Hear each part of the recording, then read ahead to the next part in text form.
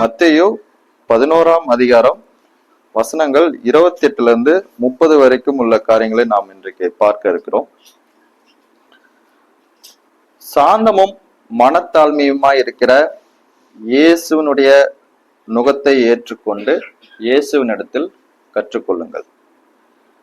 இந்த தலைப்புல தான் இந்த காரியத்தை தான் நம்ம மையமாக கொண்டு இன்றைக்கு செய்தியை நம்ம கவனிக்க போகிறோம். சாந்தமும் மனத்தாழ்மையுமாய் இருக்கிற இயேசு கிறிஸ்துவனுடைய நுகத்தை ஏற்றுக்கொண்டு இயேசு கிறிஸ்துவனிடத்தில் கற்றுக்கொள்ளுங்கள். இப்ப இந்த வார்த்தையை நாம் புரிந்து கொள்வதற்கு நுகம் என்று இயேசு கிறிஸ்து இங்கே குறிப்பிடுகிற காரியத்தை எது என்று நம்ம அறிந்தால்தான் அவர் என்ன சொல்லுகிறாருன்னு நம்ம புரிந்து கொள்ள முடியும். நுகம்னா என்ன? உங்களுக்கு தெரியுமா நுகம் என்றால் என்ன என்று?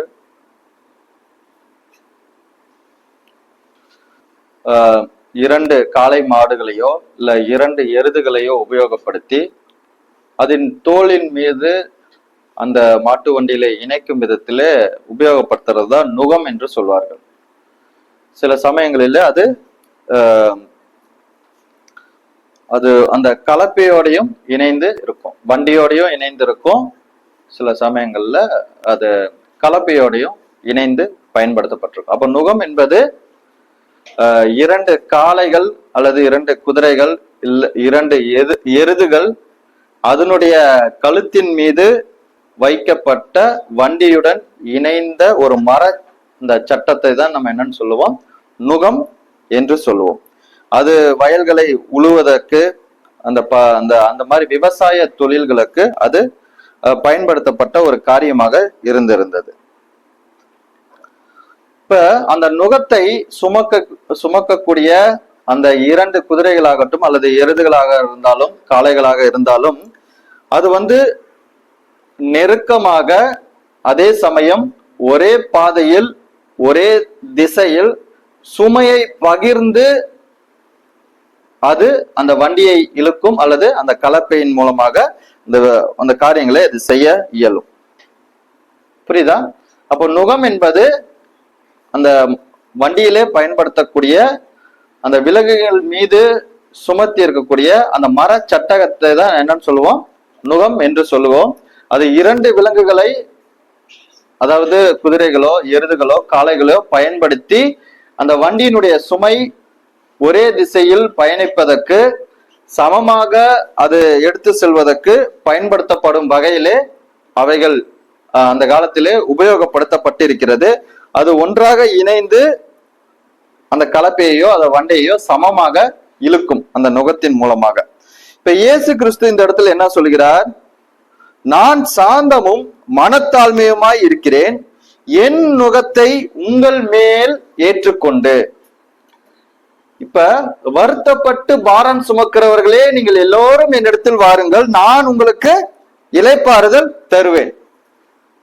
உலக பிரகாரமான காரியங்களை கொண்டிருக்கிற அல்லது இயேசு கிறிஸ்துவினுடைய நாட்களிலே பரிசேயர் சதுசேயர் வேதபாரகர்கள் மூலமாக அந்நாட்களில் வாழ்ந்தவர்கள் அவர்கள் பாரப்பட்டு இருதயத்திலே அவர்களுடைய கடினமான சூழ்நிலையிலே அவர்கள் நடந்து கொண்டிருக்கும் போது அவர்களை பார்த்து இயேசு கிறிஸ்து தம்மிடம் வரும்படி அழைக்கிறார். அவர்களுக்கு இளைப்பாறுதல் தருவேன் என்று சொல்லுகிறார். சாந்தமும் மனத்தாழ்மையும் கொண்டு அவருடைய நுகத்தை ஏற்றுக்கொள்ளும்படியாக சொல்லுகிறார். இப்ப வண்டியில ஒரு இரண்டு, அதாவது குதிரையோ காளையோ எருதுகளோ பயன்படுத்தி அந்த நுகத்தை ஏற்றுக்கொண்டு அது அந்த வண்டியை இழுக்கும் அல்லது அந்த கலப்பையை பயன்படுத்தும். அதாவது சமமாக சீராக ஒரே பாதையிலே பயணிக்கும் விதத்திலே இரண்டு விலங்குகளை உபயோகப்படுத்தி அந்த கலப்பையை கொண்டு அந்த கலப்பையை அந்த நுகத்தின் மூலமாக அது இழுக்கிறத நம்ம என்னன்னு பார்க்கிறோம், விவசாய தொழில்களுக்கு அந்த காலத்துல பயன்படுத்தப்பட்ட முறை என்று பார்க்கிறோம். இப்ப இயேசு கிறிஸ்துடைய நாட்களிலே இயேசு கிறிஸ்து எதை நுகம் என்று சொல்கிறார்?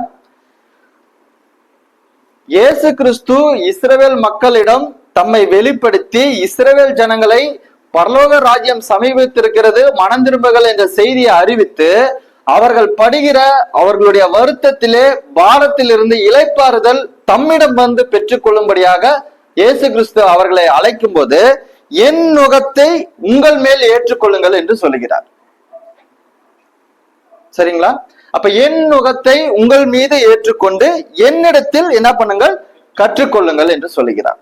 அப்ப தேவனுடைய பணியை, தேவனுடைய வேலையை, பொறுப்புகளை பூமியிலே மனிதன் செய்வதற்கு கிறிஸ்துவனுடைய நுகத்தை அவன் ஏற்றுக்கொள்ள வேண்டும். இப்ப விவசாயத்துக்கு விலங்குகள் உபயோகப்படுத்தப்படுகிறது. ஆனா மனிதர்களுக்கு இயேசு கிறிஸ்துவின் நாட்களிலே பரிசேயர், சதுசேயர், வேதப்பாரர்கள் அநேக சுமைகளை சுமக்கும்படியாக அவர்களுடைய நுகத்தை அவர்கள் மீது ஏற்றி இருந்தார்கள். அந்த மாதிரி ஒரு சூழ்நிலையில பாரப்படுகிறவர்களை பார்த்து தேவன் சொல்லுகிறார், எல்லோரும் என்னிடத்தில் வாருங்கள், உங்களுக்கு இளைப்பாறுதல் தருவேன், நான் சாந்தமும் மனத்தாழ்மையுமாய் இருக்கிறேன், என் நுகத்தை ஏற்றுக்கொள்ளுங்கள்.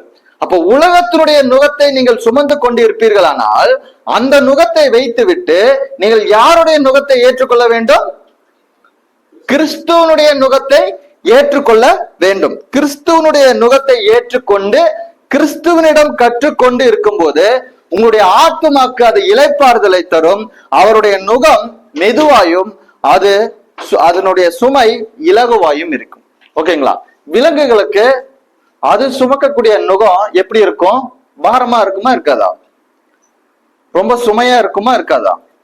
அப்ப இயேசு கிறிஸ்துவனுடைய பணியை, இயேசு கிறிஸ்துவனுடைய வேலைகளை இயேசு கிறிஸ்துவிடம் கற்றுக்கொண்டு அவருடைய நுகத்தை ஏற்றுக்கொண்டு இளைப்பாறுதல் பெற்று செய்யும் போது அந்த பணி உங்களுக்கு மெதுவாயும், அவருடைய நுகம் உங்களுக்கு மெதுவாயும், அந்த பணியினுடைய சுமை உங்களுக்கு இலகுவாயும் இருக்கும் என்ற ஒரு நம்பிக்கையை இயேசு கிறிஸ்து தம்முடைய ஜனங்களை, தம்மிடம் கேட்கும் ஜனங்களை பார்த்து சொல்லுகிறதை நீங்கள் பார்க்க முடிகிறது.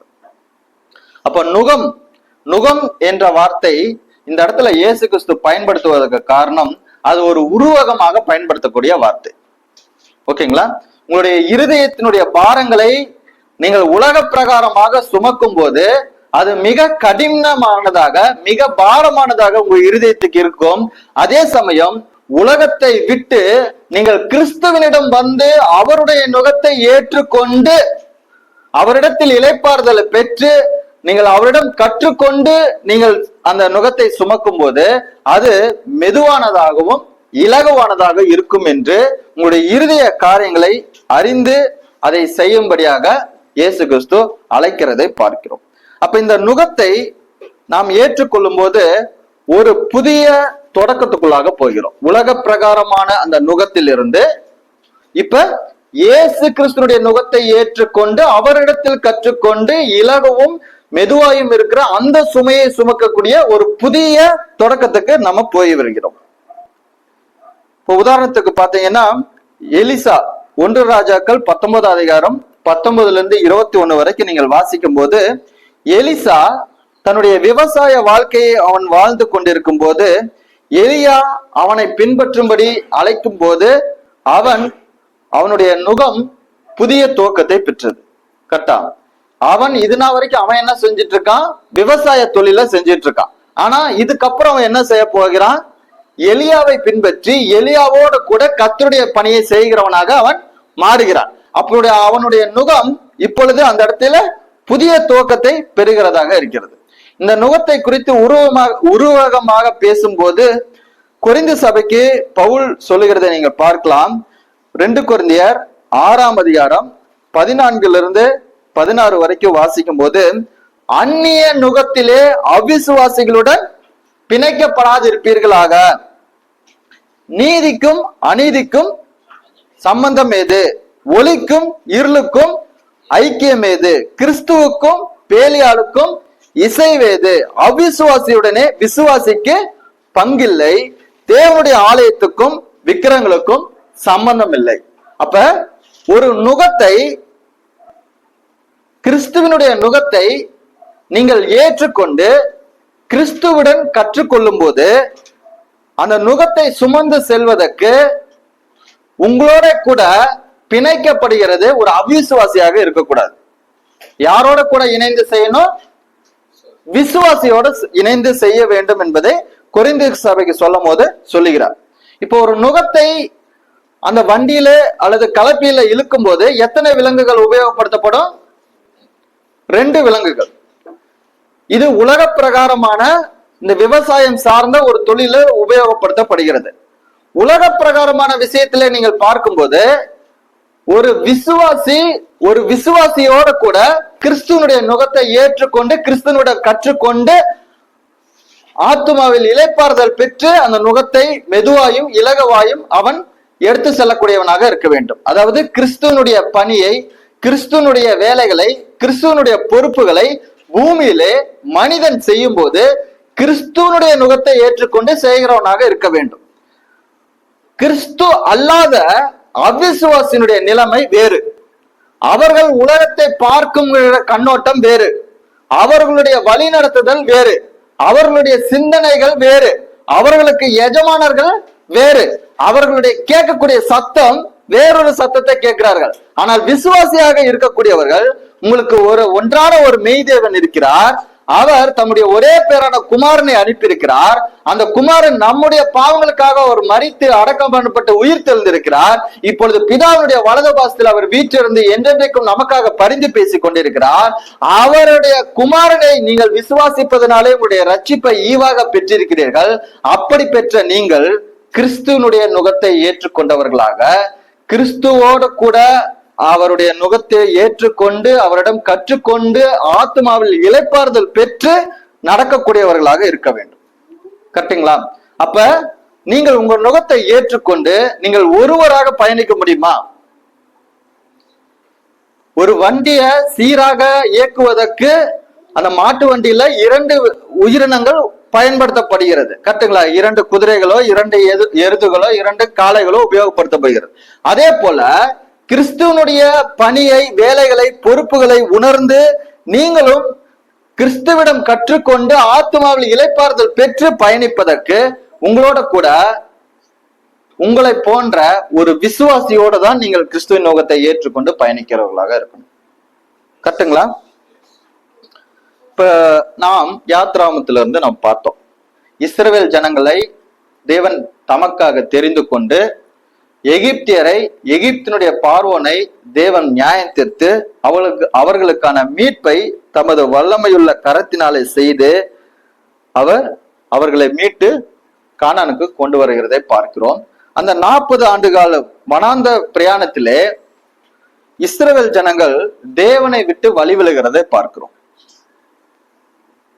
இப்ப மகா வல்லமையை எகிப்துல தேவனுடைய 10 வாதைகளை, தேவனுடைய நியாய தீர்ப்புகளை பார்த்த இஸ்ரவேல் ஜனம்,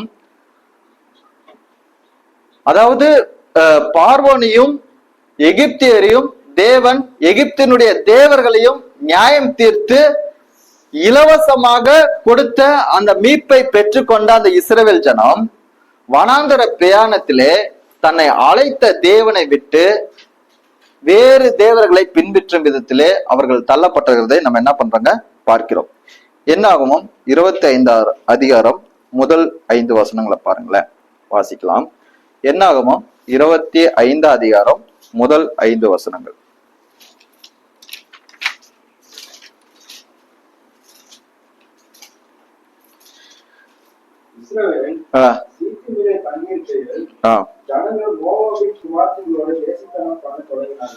ஜனங்கள் யாருடனே? மோவாபின் குமாரத்திகளோட வேசித்தனம் பண்ண தொடங்கினார்கள்.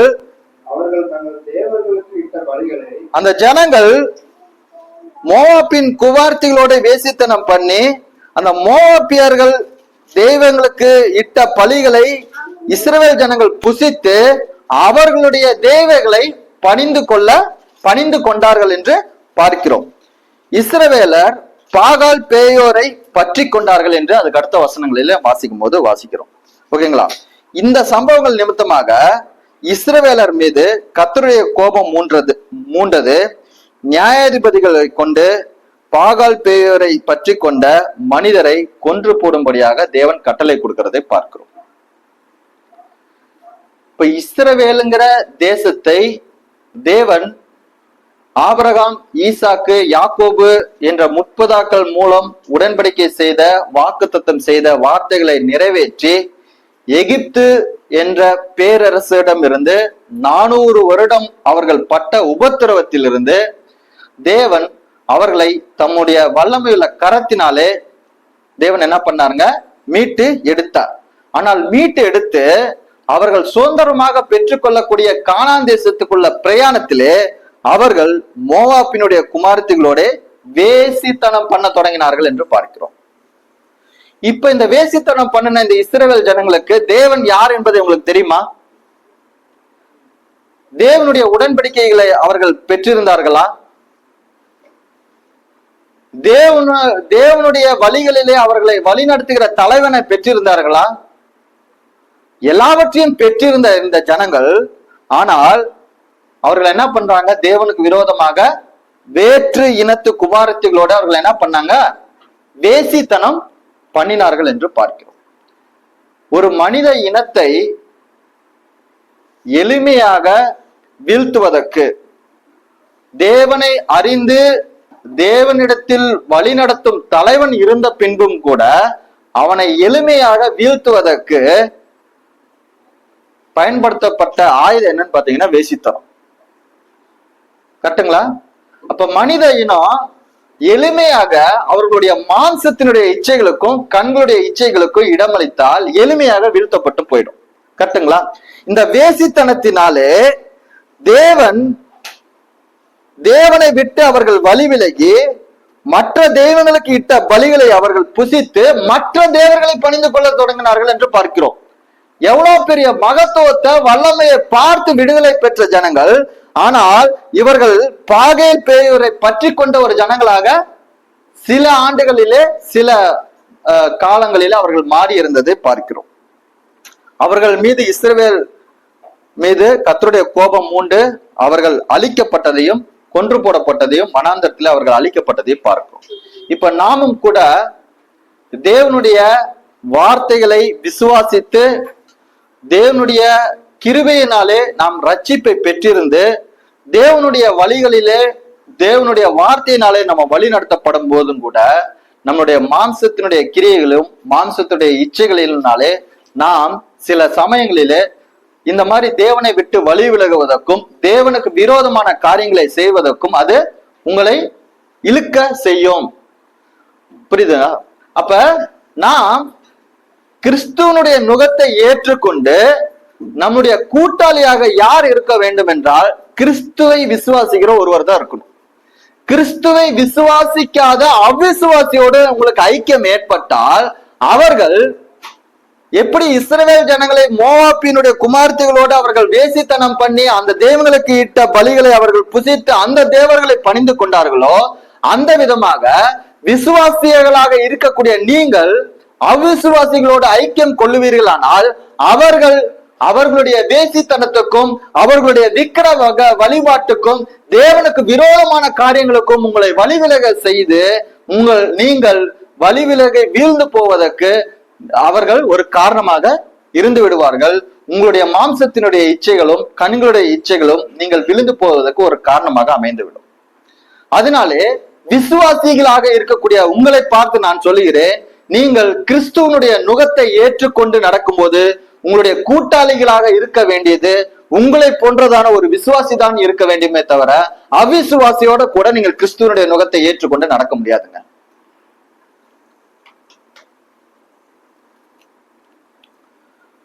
இப்ப விசுவாசிகள் உலகத்திலிருந்து அவங்க வேறு பிரிக்கப்பட்டவங்க.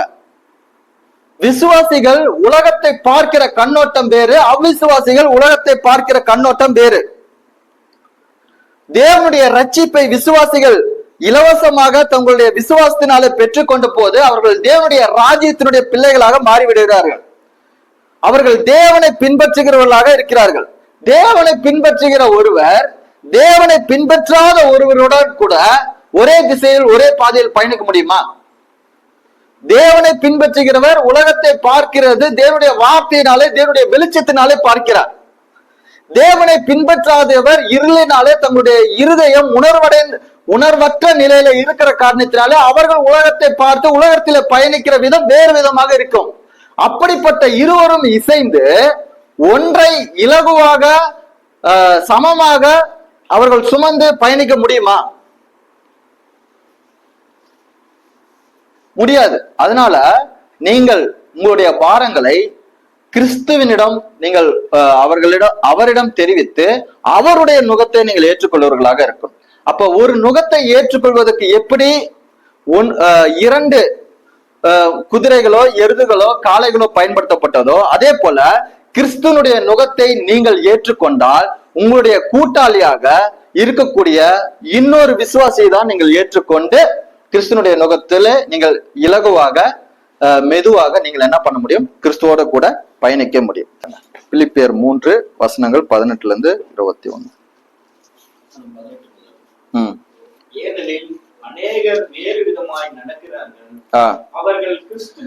ஏனெனில் அநேகர் வேறு விதமாய் நடக்கிறார்கள். கிறிஸ்து வருத்தப்பட்டு நீங்கள் பாரம் சுமந்து கிறிஸ்துவனிடம் வந்து சாந்தமும் மனத்தாழ்மையுமாய் இருக்கிற அவருடைய நுகத்தை ஏற்றுக்கொண்டு அவரிடத்தில் கற்றுக்கொண்டு ஆத்மாவில் இளைப்பாறுதல் பெற்று நீங்கள் நடக்கிற நீங்கள் விசுவாசிகளாக தேவனை பின்பற்றுகிறவர்களாக இருக்கிறீர்கள். கிறிஸ்துவனிடம் வராமல் உலகத்தை பார்த்து உலகத்தை பின்பற்றுகிறவர்களாக இருக்கக்கூடியவர்கள் அவர்கள் வேறு விதமாய் நடக்கிறவர்களாக இருக்கிறார்கள். அவர்களை குறித்து சொல்லுகிறீங்க, சொல்லுங்க. அவர்கள் கிறிஸ்துவின் சிலுவைக்கு பகைஞராக இருக்கிறார்கள்.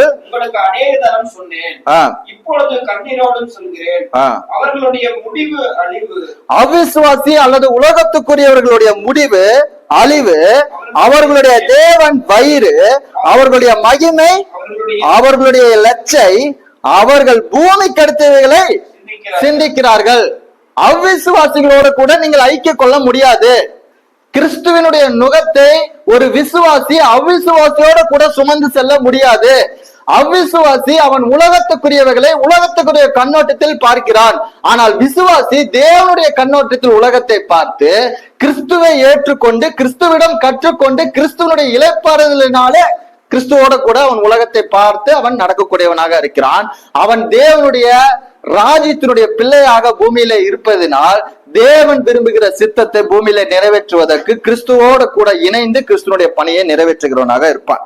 ஓகேங்களா? அப்ப உலக பிரகாரமா இருக்கக்கூடியவன் அவன் சிலுவைக்கு பகைஞனா இருக்கிறான். அவனுடைய முடிவு அழிவு, அவனுடைய தேவன் வயிறு, அவனுடைய மகிமை பூமிக்கு அடித்த லட்சைகளாக இருக்கிறது.